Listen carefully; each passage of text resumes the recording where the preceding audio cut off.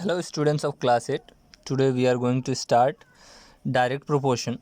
Direct proportion and inverse proportion are the two topics that we are going to study here. लेकिन आज सिर्फ और सिर्फ एक topic direct proportion because this is something new for you all.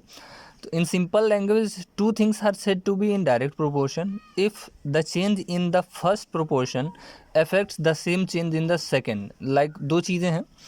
तो जैसे कि मान लीजिए आपने शुगर ख़रीदा मार्केट से. 1 kg of sugar will cost 30 rupees.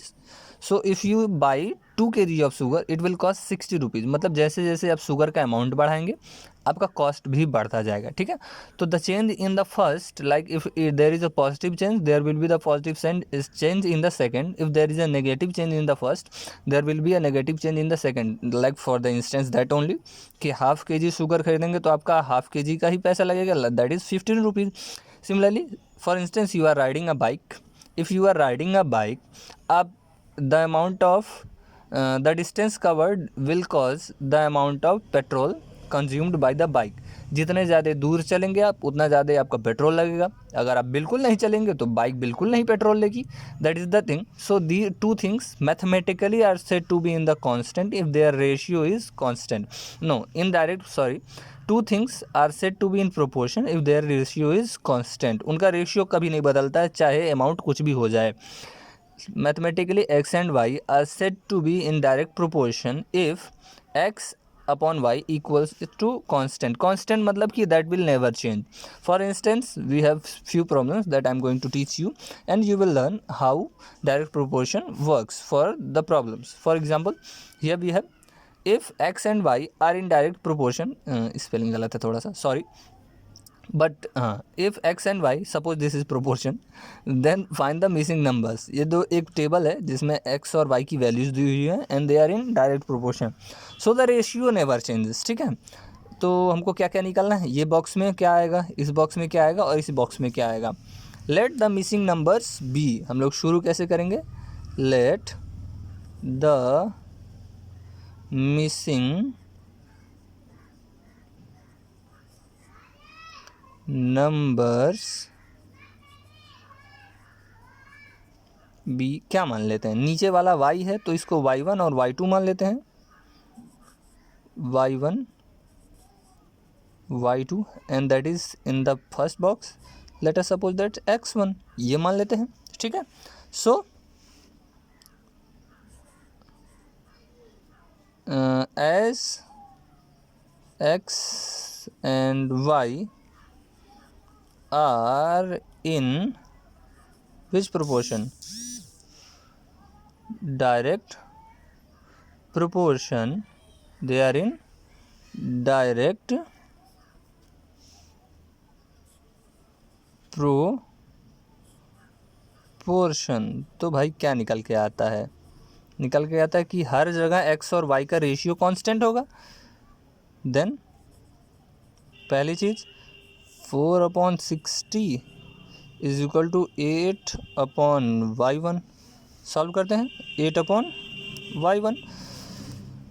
So it implies that y1 is equal to 8 into 60/4. कितना आएगा बच्चा, दिस इज 4 1 जा 4, 4 2 जा 8, 62 जा 120. सिमिलरली एंड दूसरे बॉक्स के लिए भी, पहला बॉक्स आप कोई भी दो बॉक्स यूज़ कर सकते हो. 4/60 is equal to what, let us suppose ये y2 तो आप निकालोगे इसी मेथड से. इसके लिए बात करते हैं x1/180. तो x1 कैसे निकलेगा, it implies that x1 is equal to cross multiplication 180 into 4, 180 into 4 upon what 60. तो 60 हो गया बेटा, 63 ज़ा 180. तो कितना आया यहाँ पे 12. x1 is 12. इसी तरह आप y2 भी खुद से निकालिएगा, you will feel better by doing yourself. ठीक है. Now let us talk about the exercise 13.1. Question number 4 I have chosen because question number 1 is of the same kind like this box and 2 is of the same kind. So question number 4, a machine in a soft drink factory fills 840 bottles in 6 hours. How many bottles will it fill in 5 hours? Simple question है, समझने की कोशिश कीजिए कि एक soft drink factory है, like soft drinks we use to drink in summers. The machine fills how many bottles, 840 bottles in 6 hours. 6 घंटे में कितने bottles, 840 bottle. How many bottles will it fill in 5 hours. आप समझने की कोशिश कीजिएगा, it is in direct proportion. ज़्यादा time में ज़्यादा बॉटल्स फिल होंगे, टाइम कम होगा तो बॉटल्स भी क्या होंगे, कम होंगे. ठीक है, तो इसको सॉल्व करने का तरीका देयर इज़, पहले लिख लेंगे टाइम लिख लेते हैं. दूसरा लिख लेते हैं नंबर ऑफ बॉटल्स. ऐसे सॉल्व करते हैं, बहुत इजी पड़ता है. I call this arrow method for my self. Time क्या है, 6 आवर्स. यहाँ लिख लेते हैं आवर्स, क्योंकि आवर्स में निकाला है ना, HOURS hours.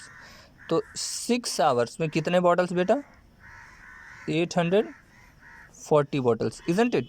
How many hours then, 5 hours. कितने बॉटल्स बेटा, डू डोंट नो.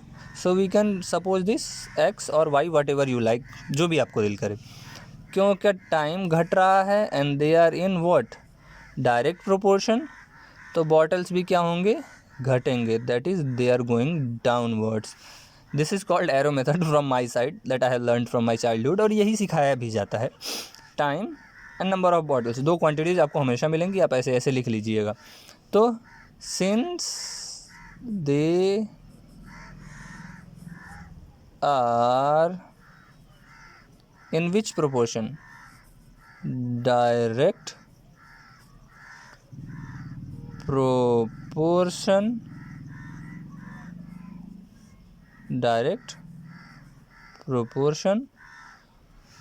therefore 6/5, क्योंकि रेशियो उन लोगों का कांस्टेंट रहता है. 840/x. x निकालने का तरीका वही, cross multiplication. 6 into x, that is 6x is equal to 840 into 5. ठीक है, और x is equal to क्या बच्चा, 840 into 5 upon what, 6. This is how much, 14 6 is 84, I think so. 14 and 14 5 is how much beta, 70. तो this is 140, sorry.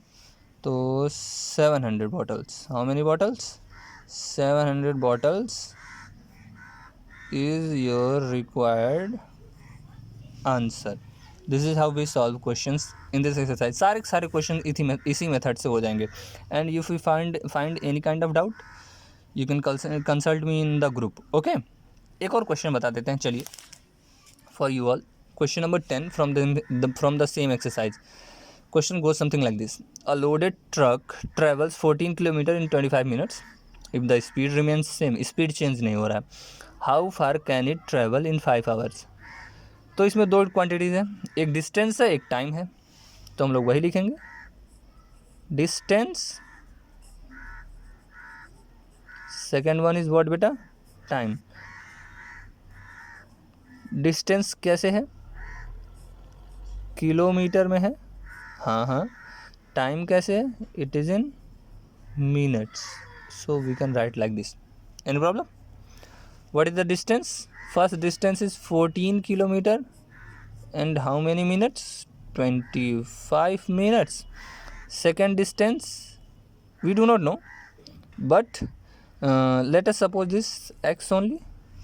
And what is the time, 5 hours. 5 hours means beta, 5 hours का 60 into 5, that is 300 minutes. ये ठीक है.